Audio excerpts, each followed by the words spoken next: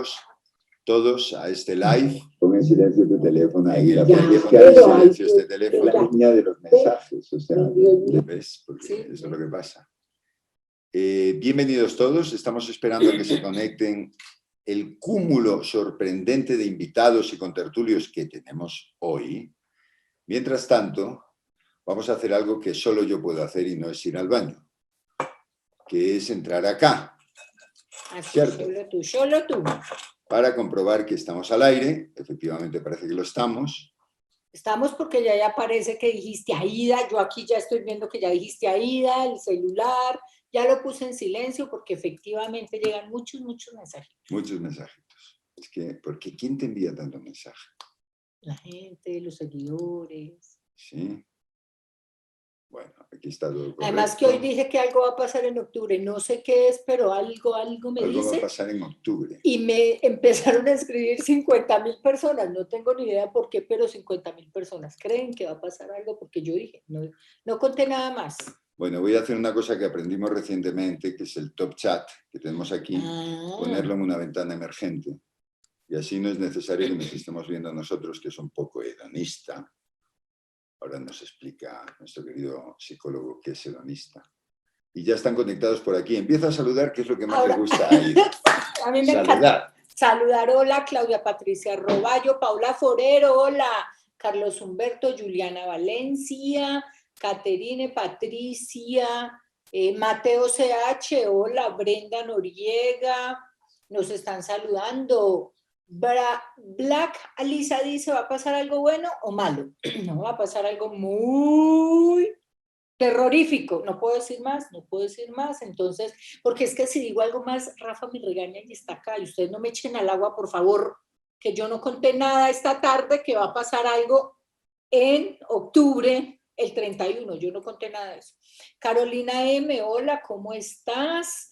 Olga Patricia Pinzón, Charol, Luz Trujillo, Lina Madera, Paola Otero, Rafa, muchísima gente, Juan Serrano. Bueno, ¿y por qué crees tú que Juan Serrano y Lorena Gómez y Diana Contreras están tan pendientes de este live? Todo el mundo está pendiente, porque vamos a hablar del miedo y a mí me pareció súper interesante que hiciéramos este live hoy en tu canal maravilloso para prepararnos a qué es el miedo, porque llega el mes de octubre y es un mes fuerte.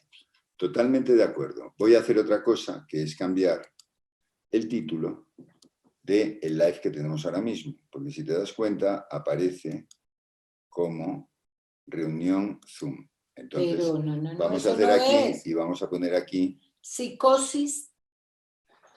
Vamos a escribirlo como se escribía antes, con P. Psicosis. Psicosis.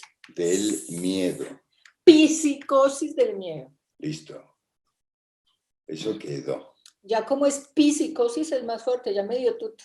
Sí, es que fíjate que la Real Academia de la Lengua Española admitió que se escriba psicosis sin P. Sin P, pero hecho, se ve feo. Sí, no suena tan potente, ¿no? No, Azucena Dusan, Sandra Zapata. Bien. Detrás mío no hay una presencia. Sobre mi hombro derecho está Mónica Sierra, muy conocida por muchos de ustedes. Mónica, acércate, por favor, déjame que te veamos. Ver un poquitito. Mónica pertenece al grupo de Aida. Muchos saben, si me permiten, voy a resumir la historia. Aida, en su largo recorrido, tratando de ayudar, de auxiliar a las personas en su faceta de sanadora espiritual, pues se ha ido encontrando con casos muy relevantes y muy impactantes. En muchos casos, niños que ven, escuchan cosas que los demás ni ven, ni oyen, ni escuchan. Y que los papás preocupados, pues, recurren pues, a la psiquiatría, a la psicología, los llevan a médicos y al final nunca obtienen una respuesta que los oriente realmente. Esos niños pueden caer en una psicosis del miedo, pero los que recabaron un contacto con Aida y llegaron a su consultorio, pues recibieron una orientación en cuanto a que lo que veían, lo que escuchaban no era fruto de la locura, sino de que tienen unos dones. Este es el caso de nuestra querida amiga Mónica, que llegó a ese consultorio con unos padres muy preocupados y que de repente, gracias a la guía de Aida, pues descubrió Mónica, Creo que tenía un don que le ayudó a desarrollar, ¿me equivoco? No te equivocas. Hoy, Mónica es una psicóloga profesional que además cuenta con un don. ¿Qué don? Don, a ver, siéntate acá mientras yo me despido. Por acá Por aquí está Didi también, que está preparando la grabación de mañana. Mañana tenemos una grabación, queridos amigos, dentro del marco de Aida y los otros, sorprendente, en un lugar sorprendente, con una mujer sorprendente. ¿Les decimos el nombre? Pero ¿por qué no me dejan a mí contar los secretos? Bueno, no lo vamos a decir, vamos a mantenerlo. Solo por el puchero de Aida no lo vamos a decir. Mañana estén conectados a nuestras redes porque seguramente, inevitablemente, haremos transmisiones donde daremos pistas de dónde estamos grabando este nuevo episodio de Aida y los otros. Didi. Chao, papá. Chao, Aida. Chao, Mónica. Y recuerden, chicos, enviarme sus historias a Aida y los otros @gmail.com. Estaré muy pendiente. Pero Besos. te cuenta para yo sentarme. Cuenta. Que la luz los acompañe. Chao. Entonces, nada mejor para abrir este debate entre expertos de distintas disciplinas. Tenemos a un cura, tenemos a un psicólogo, tenemos a mediums, clarividentes, vamos a tener a Eduardo Scott, un gran especialista en cuestiones paranormales, vamos a tener a Graciela desde Buenos Aires, una seguidora con la que entramos en contacto que ha enfrentado el miedo de una manera muy peculiar. Mónica, tú viviste una espiral de miedo en tu más tierna infancia. Sí, señor. ¿Ese miedo a qué era? Bueno, pues desde muy chiquita yo veía unas cosas que no sabía qué eran, pero dejé de verlas por puro y físico miedo. O sea, dejé de verlas, pero sí las sentía. Entonces yo sentía que me miraban, sentía que me tocaban y no sabía exactamente qué había ahí. ¿Qué edad tenías? 8. Muy chiquita. 8. 7, Sí, 8. sí, algo así. Pero a los 11 o 12 tuve la experiencia más fuerte y es que yo estudiaba en un colegio de monjas, yo me la pasaba rezando todo el tiempo, de verdad en mis recreos era rezar y solo pues tenía unas amigas y un día empecé a recordar, estaba reunida con ellas y empecé a recordar cosas tristes, me empecé a sentir mareada y me desconecté. Cuando abrí los ojos, una amiguita tenía la nariz rota, que decía que yo le había pegado una patada, que yo no me acordaba, y otra amiga, que era mi mejor amiga desde muy chiquita, muy chiquita, estaba atacada llorando en el piso con una cara de terror y decía, ya no es Mónica, ya no es Mónica, y yo me iba y volvía, me iba y volvía, yo no sabía qué estaba pasando, y mis amigas eran, ella no es Mónica, las llevaron a la enfermería, y cuando yo me acercaba, ellas se atacaban a llorar y decían, no es Mónica, no es Mónica. Yo me sentía rara y lo único que hice fue decir que llamaran a Aida, que me llevaran donde Aida, para entender qué era lo que me estaba pasando. Cuando llegamos al consultorio... Después de eso, las monjas lo sacaron del colegio. Sí, me tildaron, Chao. me tildaron de muchas cosas. Y cuando fui al consultorio de Aida, ella me ayudó a entrar en un estado de relajación y meditación para entender que lo que me había pasado era que un ser que había acabado de desencarnar había tomado mi cuerpo sin permiso. Y era el que estaba intentando manifestarse, por eso la agresión a esa amiga, porque yo no era agresiva, y mi otra mejor amiga, que estaba conmigo todo el tiempo, sabía que no era yo la que estaba ahí.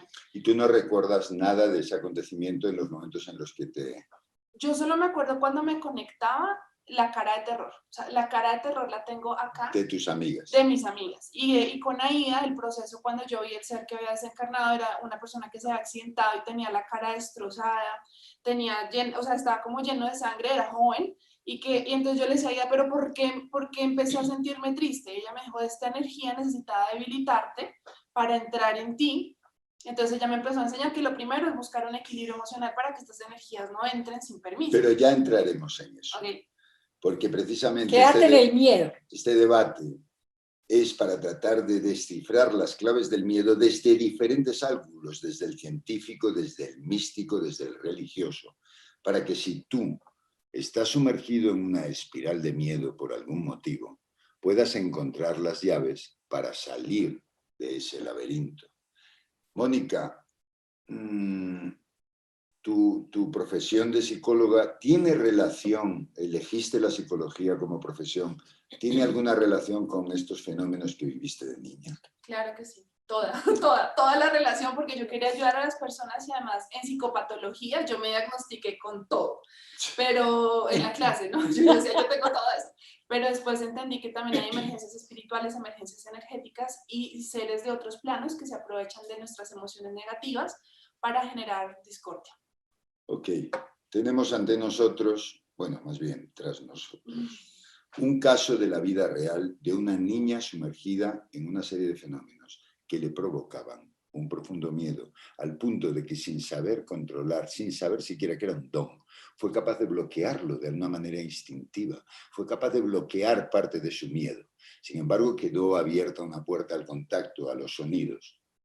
¿Cómo manejar todo esto? Mónica va a estar sentada aquí, muy pendiente de sus comentarios, y aquellos comentarios que tengan una significación relevante o puedan aportar algo a este debate, pues ella nos los comunicará para tratar de darles una respuesta. Mira. Aida, tú también, en tu infancia, en tu adolescencia, primero de una forma natural, veías cosas que creías que eran normales, pero cuando empezaste a contar lo que veías, empezaron las dudas, empezaron a pensar que si estabas loca, que si tenías algún tipo de problema, y el miedo empezó a nacer en ti. ¿Cómo Claro. fue tu experiencia con el miedo a lo desconocido, a lo indescifrable, a lo inexplicable?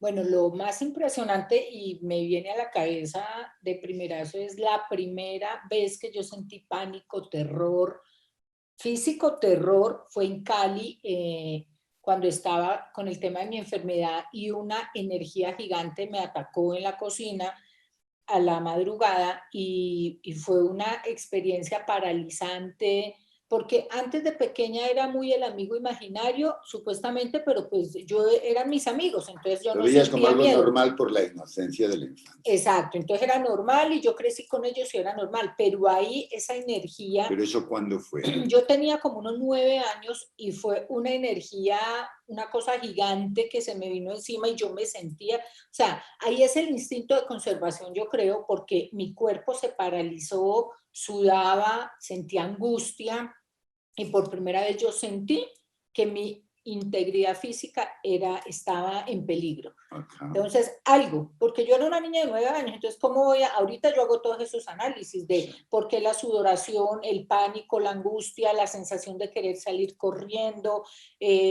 la sudoración, la taquicardia, es el instinto de conservación nato, que es como corre, vete, y esa fue la primera. El instinto de conservación y el miedo.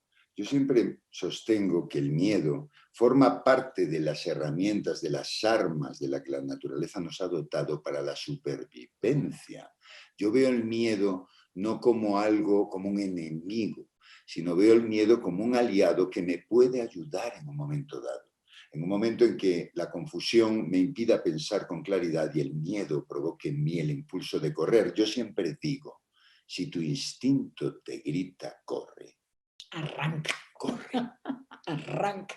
Bien, dicho esto, creo que una buena forma de abrir el debate es escuchando a la ciencia. Pero como la ciencia no está presente, porque nuestro querido Mauricio no se ha conectado aún, Mónica, si puedes escribe a Mauricio o a Linda, su lindísima esposa, y dile que le estamos esperando en el live. Pero entonces demos paso. Tampoco veo conectado a Eduardo Escoto. Debe estar en alguna transmisión. Entonces, si les parece, vamos a conectarnos con una persona que también, como yo, como muchos de vosotros, personas comunes y corrientes, experimentamos cosas que no comprendemos, pero Graciela decidió enfrentar sus miedos. Graciela, desde Argentina, es una persona que llegó al conocimiento a través del miedo. Fue el miedo el que la impulsó a explorar, a comprender, a conocer todo aquello que le acontecía para, a través del conocimiento, derrotar al miedo. Graciela, ¿cómo estás? Hola, buenas noches. ¿Cómo estás? Hola. Bienvenida, qué gusto verte. ¿Cómo estás? ¿Cómo estás de linda? Ay, muchas gracias. Graciela, estamos ya en pleno debate, abriendo Sí, estoy mirando. y nos gustaría conocer, yo sé que tú eres una persona muy reservada, que tus experiencias las mantienes en el ámbito privado y compartes en pequeñas dosis tratando de ayudar a personas que atraviesan esa misma circunstancia, pero yo sé que tú has vivido muchas experiencias que todavía estás analizando, que desde la prudencia que te caracteriza prefieres no compartir hasta que comprendas plenamente. Pero sí me gustaría que nos explicaras cómo llegó a tu vida el miedo y cómo lo enfrentaste. Bueno, el miedo llegó cuando era muy chiquitita, cuando tenía más o menos 4 años, cuando empecé a tener contacto con todo lo espiritual y no le encontraba explicación, desde muy chiquitita. Veía las sombras negras, espíritus, y oía las voces. Entonces mi madre me enseñó a rezar, que fue lo único, después de hacer muchas cosas, se convenció que quizás con la oración podía canalizar un poco todo lo que pasaba, porque no era normal que una nena de 4 o 5 años pase toda la noche sin dormir, porque escuchaba las voces, veías las sombras pasar, veía espíritus en el medio del dormitorio, y a mi manera me hacía entender, y bueno, ella no encontró la manera de convencerme. Me decía muchas cosas, como que las voces eran de los juguetes que de noche jugaban cuando los niños dormían. Se rebuscaba ella como podía para darme una explicación que fuera razonable para mí. Pero bueno, lo que sí cambió es que con la oración empecé a convivir sin sentir tanto terror. Eso fue lo único que cambió. La experiencia siguió hasta el día de hoy, pero sí cambió que lo podía sobrellevar. Y lo más fuerte que me pasó cuando tenía ya 17 años fue que en forma de accidente un ex compañero de la primaria falleció, y me pasó que durante casi un mes más o menos, como vivía a 4 cuadras, hemos ido al mismo colegio, comprábamos en la misma librería, frecuentábamos el mismo almacén, las mismas cuadras. Durante el periodo de un mes más o menos, yo lo veía. El terror era que no entendía por qué lo veía si estaba fallecido. O sea, tenía 17 años, sin acceso a ninguna información o a una persona que me pudiera ayudar y darme una explicación sobre lo que yo estaba pasando.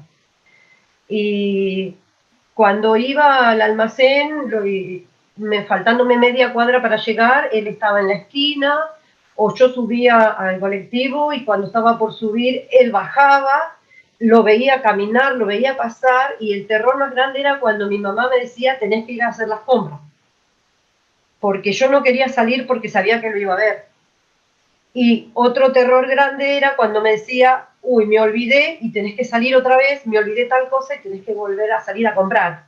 O sea, ya me temblaban las piernas, ya lloraba, yo no quería salir a comprar, porque el miedo me paralizaba. Vivías inmersa en una sensación de miedo. De miedo porque no tenía conocimiento por qué me pasaba. ¿Por qué? Yo sabía que lo que veía era real, lo que escuchaba era real, pero lo que no entendía, ni nadie me podía dar una explicación de por qué lo veía. Entonces me refugié en la iglesia. Empecé a ir a las misas, a rezar mucho por su alma, hasta que lo dejé de ver. Después, cuando comencé a estudiar el espiritismo, comprendí, ellos explican que cuando un espíritu parte en forma de accidente, ello les lleva el proceso más o menos de 60 días darse cuenta que ya no pertenecen al plano terrenal. Mientras tanto, ellos siguen haciendo su vida como si estuvieran vivos. Por eso era que yo salía y lo veía pasar, caminar, subir, bajar del colectivo. De hecho, una vez me pasó que le hago la parada al colectivo, y cuando yo voy a subir, él baja por la puerta trasera. Entonces el miedo me paralizó las piernas, y el chofer me tocaba bocina para que me apurara a subir, y yo tenía las piernas endurecidas del terror y no podía subir. Entiendo. Respiré profundo y yo creo que vayamos metiendo a más para que... Entiendo. está claro cuál es tu relación con el miedo. Luego nos va a explicar Graciela cómo ella por sí misma fue capaz de encontrar el camino para superar el miedo, que entiendo que fue a través del conocimiento, investigar, tratar de entender, tratar de comprender, y a través de la investigación y del estudio fue encajando las piezas de su propio rompecabezas, y hoy es una mujer que vive tranquila y que experimenta una serie de fenómenos que explora, pero desde el conocimiento, ya no desde el miedo. Sin embargo, el miedo nos trastorna, nos hace sudar, provoca una serie de reacciones. ¿De dónde proceden? Tal vez quien nos pueda dar una respuesta científica al punto de vista de qué es el miedo y cómo controlarlo es Mauricio Morales, que es ni más ni menos un psicólogo clínico de AUPA. Vamos a conectarnos con Mauricio para tratar de entender el punto de vista científico de qué es el miedo, qué lo provoca, cómo combatirlo. Hola, Mauricio. Mauricio. Hola, Rafa, Aida. Hola. Mauricio, si se dan cuenta, en primera impresión, parece The Rock, pero no lo es. Es Mauricio. Iván Mauricio para más señas. ¿Cómo estás, Mauricio? Bienvenido. Rafa y Aida, un placer estar con ustedes y habla hispana, aquí estoy. También tenemos a Graciela, que acaba de comentarnos su primer contacto con ese miedo que nos atenaza, que nos paraliza, como acaba de contarnos. Mauricio, desde el punto de vista de la psiquiatría, de la psicología, ¿qué es el miedo y cómo enfrentarlo? El miedo es fascinante, Rafa, es una emoción primaria del ser humano. Biológicamente ha sido una de las estrategias más poderosas de supervivencia de nuestra especie, porque el miedo nos da alerta. Nosotros no crecimos con garras ni dientes, somos animales muy débiles frente a otras especies, pero nuestro sexto sentido nos pone en alerta como manada. Entonces, el miedo nos pone, crea estrategias de huida o afrontamiento. Entonces, el miedo es poderosísimo porque nos empuja hacia adelante o nos prepara a huir, pero no para dejarnos derrotar. El miedo en psicología y en psiquiatría es fascinante de estudiar. Pero ojo, hay un miedo sano y hay un miedo que transita hacia la anormalidad. Lleva a un ser humano al agujero negro, a lo profundo de su psiquis. Entonces, si ese miedo me desestabiliza, entro en desequilibrio. El miedo debería organizarme para prepararme mejor a la vida, a afrontar una situación, hacerme cargo de algo problemáticamente hablando. Pero si el miedo me paraliza, me congela, me aumenta mi incapacidad irracional, estoy en problemas. Bien, una definición científica del miedo, que a lo largo de este debate trataremos de comprender desde los distintos ángulos. Me gustaría contactar ahora con Chile. Quiero invitar a esta conversación a Fernando Navarro. Fernando, junto a su esposa, lideran un grupo de investigación paranormal y estoy más que seguro de que Fernando y su hermosísima esposa más de una vez se han cagado del miedo. Como Rafa y Aida se han orinado el miedo. Bueno, Fernando, ¿cómo estás? Manifiéstate desde Chile, esperemos que la conexión nos acompañe hoy. Bueno, y aquí está don Fernando Navarro. Muy buenas noches, bienvenido a este debate sobre algo que tú vives a diario prácticamente en primera línea de investigación, el miedo. Fernando, bienvenido. Hola, Fernando. Hola, buenas noches. Cuéntanos, ¿has pasado miedo? Sí. Yo ya tengo 38 años y en mi adolescencia busqué el miedo, me traté de enfrentar al miedo. Yo era el típico chico que le gustaba meterse en lo que no se debía meter y empecé a practicar tabla ouija, estamos hablando alrededor de 14, 15 años. Tomé una tabla ouija y empecé a experimentar, empecé a leer libros y me traté de enfrentar a este medio. Yo quería que las entidades se acercaran o ver algo más allá porque yo no tengo capacidades, nunca desarrollé esos dones. ¿Y qué fue lo que pasó? Después de un tiempo de dormir con la tabla ouija debajo de mi cama, imagínense la irresponsabilidad a esa edad, estamos hablando de 14, 15 años. cuando Fernando. no recuerdo la edad y despierto de repente y siento un peso en mis pies y veo un bulto negro que escapa por la ventana. Y ahí yo dije, para, algo pasó, algo viste y algo te está acechando. ¿Qué fue lo que hice? En vez de irme al tema irracional, me puse más investigativo. Empecé a ver el tema paranormal desde otro punto de vista más técnico y tratar de comprobarlo a través de otro tipo de evidencia, ¿ya? No me fui por la parte esotérica ni de mediunidad. Entendí que lo paranormal existe en ese momento porque quedé paralizado por el miedo, quedé totalmente en shock porque fue mi primera experiencia. Y después de eso empecé a entender que había algo más que están entre nosotros y había que tener un respeto a esto. Yo estaba buscando el punto de quiebre, el punto de contacto, a esa edad, de los 15 años. Y ahí empecé a instruirme en equipos de investigación, a leer libros, a aprender estas técnicas de limpieza, ¿cierto? Que lo que yo hice fue una responsabilidad durante esos años, que mi casa quedó muy cargada. Imagínense cómo quedó. Abrí cosas que no tenía que abrir, pero la adolescencia, los adolescentes tienden a ser de ese tipo. Ahora en la actualidad, el miedo es un poco más controlable. Los investigadores paranormales como yo somos la primera línea de investigación. Somos la primera línea que choca con este mundo, ¿cierto? Y tiene que estar pendiente porque al no tener las capacidades tienes tus equipos de medición, ¿cierto? Tienes todo el aparataje técnico para comprobar el fenómeno.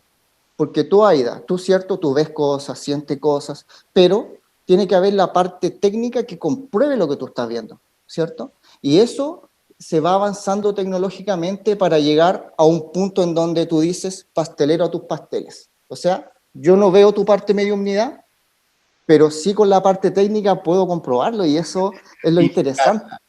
Querido Fernando, a estas alturas, a la altura de tu experiencia como investigador paranormal, de todos los episodios que has vivido, que has conseguido registrar, ¿sigues teniendo miedo? El miedo es la base, como ustedes decían al principio, si sientes miedo, corre. En este caso, yo cuando veo algo, o me siento en una silla, en un lugar embrujado y empiezo primero que nada a observar, a analizar, y si logro sentir este miedo, ya empiezo a tratar de descubrir qué es esa sombra, qué es ese ruido. Quizás no voy a arrancar, pero sí voy a tratar de entenderlo, voy a tratar de ahí, porque si no tuviéramos miedo seríamos robots. Eso.